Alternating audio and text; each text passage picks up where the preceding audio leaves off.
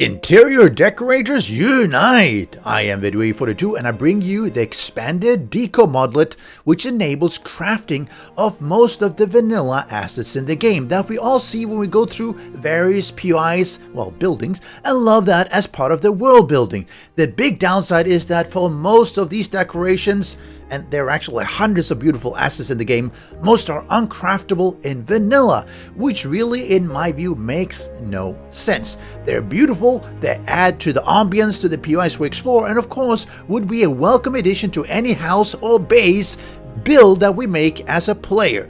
If you enjoy my content, this modelet, this video, please do hit that like button and consider subscribing for more. This video will go through the actual deco modelet that I have made, as well as where to download it. Well, the link will be in the description, how to install it and how it works.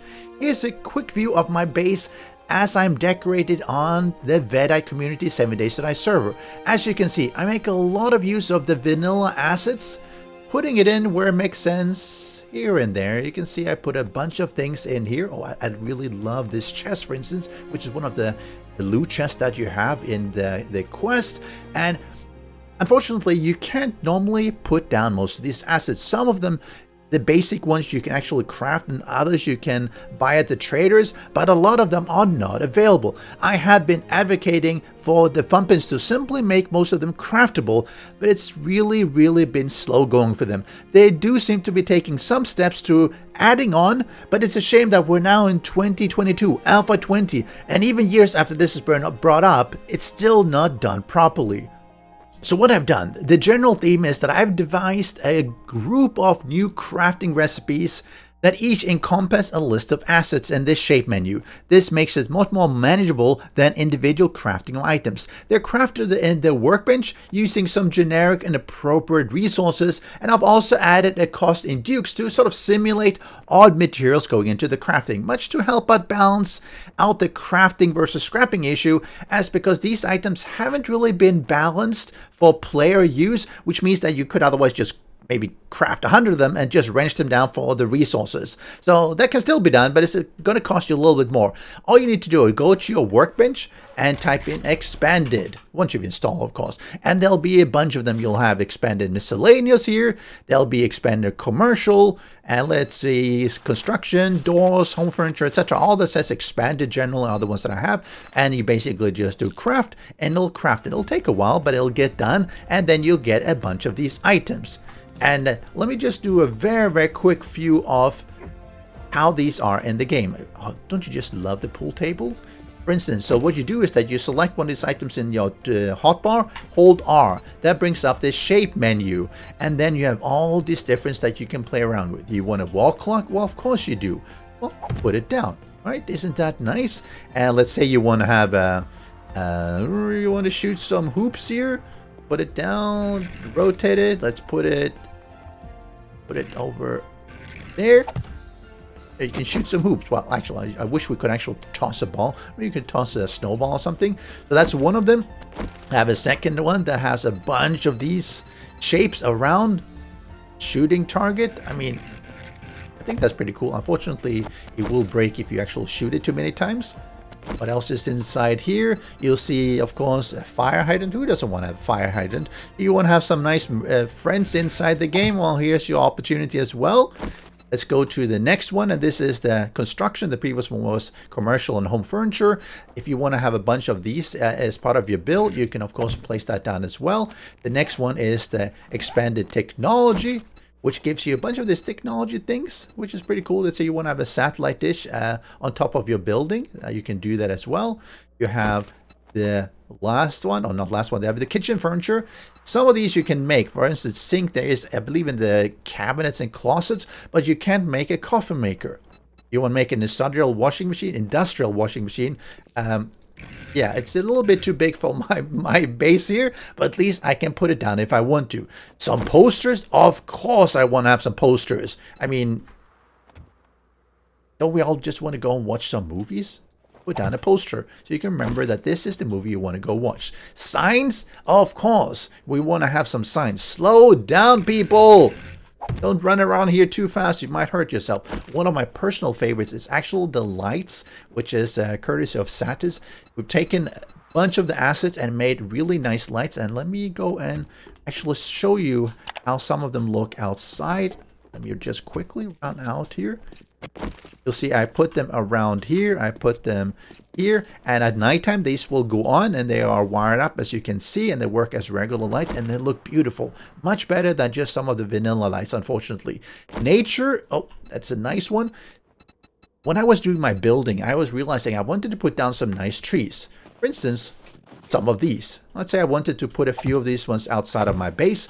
You can't actually do that because even though you can plant trees, unfortunately, they'll grow up and then you'll have a huge tree and you might not want that. So I made this one just to make that a little bit easier. Doors. Oh, we have... The game actually has a lot of really cool doors. Here's the, one that is here. Looks pretty good. And you, of course, you can use it. You can lock it just like you can any door. You lock it. Really beautiful. And you want to have the sewer hatch. I don't know why they introduced this into the game, but they don't actually allow us to craft it, so I decided to just, fine, I'm just going to make it craftable myself, because it's really nice. Let's say you want to have a way down into your base, you can actually just put that down. And another one that I really like is the vehicles. You see all these vehicles around everywhere, like the city bus and everything, and they will be on the streets. A little bit hard to that, so I can actually have a look. Why? Look at this. You can actually put that down and have a bus. I probably don't want to have a bus just in the middle of nowhere here, but you can. And I even added on, for the fun of it, the quest generators. Want to have the big quest generator in your base? Ooh, look at that. Looks beautiful. Unfortunately, it's not functional, but at least you can put it down. I love it. Installation of the modlet is actually really simple. You need to go to my mod page, and I will put this in the description below, and then you head to files. Once you're at the files, you'll see a bunch of different versions. You want to take the latest one, which is right now the alpha 20.0. I am working on a 20.1 version, which is just adding a couple of things. And then you want to do, you can either use their mod manager, but you can just also use the manual download, which is the very straightforward way of doing it.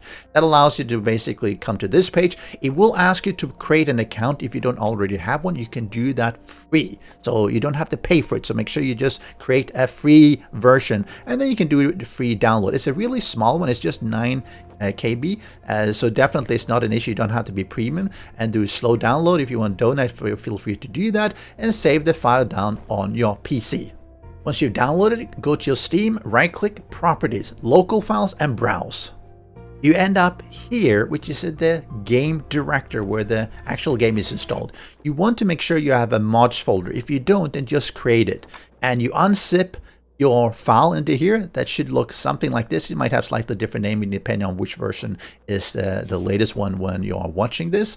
And this is the one I'm actually working on right now. You unzip it here, and it should say something like this: expanded decorative Vedui 42. When you go into it, it should have config mod and mod info. And it should look just like this. Sometimes when people are unzipping it because of their zip program, they end up with a nested folder, meaning they get something like expanded eco, and everything is then inside here. For instance, it looks like this, and this is incorrect.